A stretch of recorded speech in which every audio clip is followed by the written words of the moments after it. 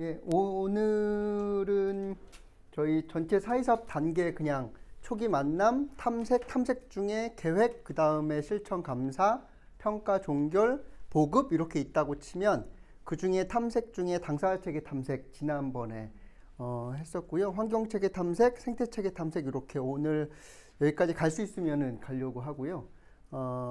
그리고 계획을 세울 땐 사회사업과 계획안, 계획 당사자 체계 이렇게 세운다고 했을 때 지난번 여기 하다가 멈췄고, 근데 환경 체계 탐색이나 생태 체계 탐색은 크게 다르지 않아서 그래서 오늘 이 부분으로 들어갈게요. 당사자 체계 탐색 중에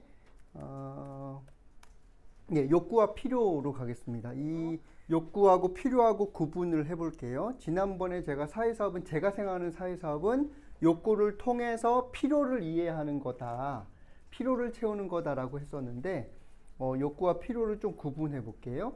그래서 필요와 욕구인데 저희가 핵심에 도달하지 못하는 이유는 많은 경우에 방법에 매몰되거든요.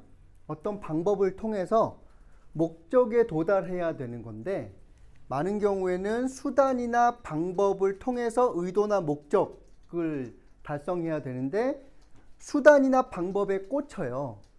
그러면 그 방법 외에는 다른 방법으로 의도나 목적을 달성할 수 있음에도 불구하고 그걸 잘 발견하지 못하시는 경우가 많으세요. 그래서 수단과 방법을 통해서 의도나 목적을 달성하는 건데 의도나 목적을 달성하는 방법은 하나의 수단과 특정한 방법밖에 없을까요? 다른 방법과 수단도 여러 개 있을까요? 여러 개 있습니다. 그런데 많은 경우에 여기 꽂히면 이렇게 가가는데 매몰되면 가기가 어려운 겁니다. 그래서 숨겨진 핵심은 저희 보통 이야기할 때는 필요나 목적을 수면 아래로 가지고 있고, 그런데 보통 표현할 때는 욕구나 방법만 대부분 이야기를 하세요. 그래서 이게 해결되면은 나는 어떤 목적을 달성할 수 있을 것이다. 예를 들면 더 나은 삶이 되려면 나 지금 보일러가 고쳐져야 된다고 라고 이야기하시는 경우가 있는데, 보일러를 고쳐야 된다라고 하는 것은 더 나은 삶을 위한 방법인 거고요. 근데 더 나은 삶으로 가기 위해서는 꼭 보일러만 고쳐야 되느냐? 다른 방법으로도 더 나은 삶에 갈 수 있다는 거예요. 그래서 필요나 목적이 있고 욕구나 방법이 있는데 대다수의 사람들은 요 욕구나 방법만 주로 표현하고 요 필요나 목적은 잘 표현하지 않습니다. 그래서 필요와 욕구를 조금 구분해 보면은요, 학교에서 이렇게 배우셨을 거예요. 니즈하고 원트라고 배우셨을 텐데 이게 우리나라 사회복지 책들을 보면 니즈를 욕구라고 번역하기도 하고요. 그리고 그러면 당연히 원트는 필요라고 번역하기도 하거든요. 근데 또 니드를 필요라고 번역하시는 분도 있고 원트를 욕구라고 번역하시는 분도 있으세요. 어쨌든 핵심은 니즈를 충족시키는 것이고 원트는 표현한다는 뜻이에요. 그래서 요걸 조금 더 해보면 필요라고 하는 것, 저는 니즈라고 할게요. 니즈라고 하는 건 사람이 살아가는데 필요한 인간에게 근원적인 것이 부족할 때 나타나는 것, 좀 더 본질적인 것이라고, 근원적인 것이라고 생각하시면 니즈라고 생각하시면 되세요. 그런데 그걸 저는 필요라고 해석하겠다는 거고요. 그런데 욕구라고 하는 건 앞에 언급한 근원적인 필요를 충족시킬 수 있는 구체적인 수단이나 방법을 원하는 걸 욕구라고 하는 겁니다. 원트라고 하는 거예요. 그러면은 어떤 니즈가 있는데 그 니즈를 충족시키는 여러 방법들이 원트인 겁니다.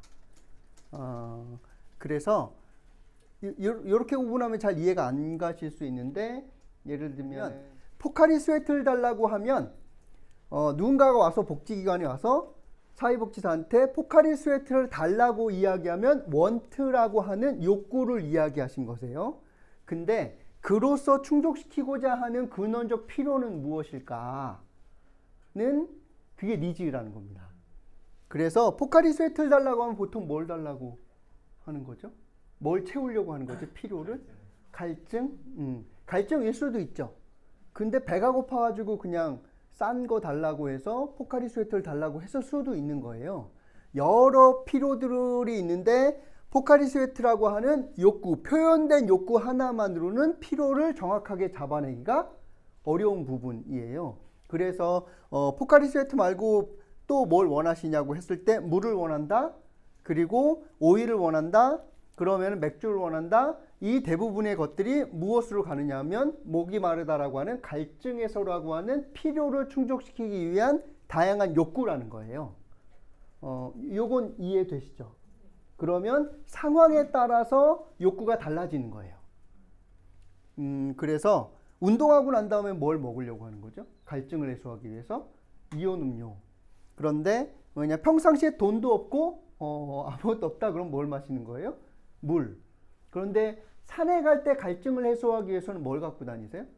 오일을 갖고 다니시고, 그리고 목욕탕 같은 데 갔다가 오면서 갈증을 해소하려면 한 잔 뭐 하시는 거예요?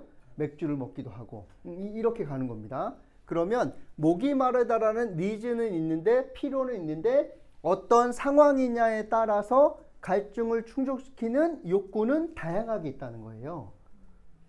그러면 근데 보통 사람들은 목이 마르다는 근원적인 얘기를 할까요? 아니면은 이게 필요하다고 이야기할까요? 그냥 요 방법을 이야기하는 겁니다. 보통 원트를 얘기해요.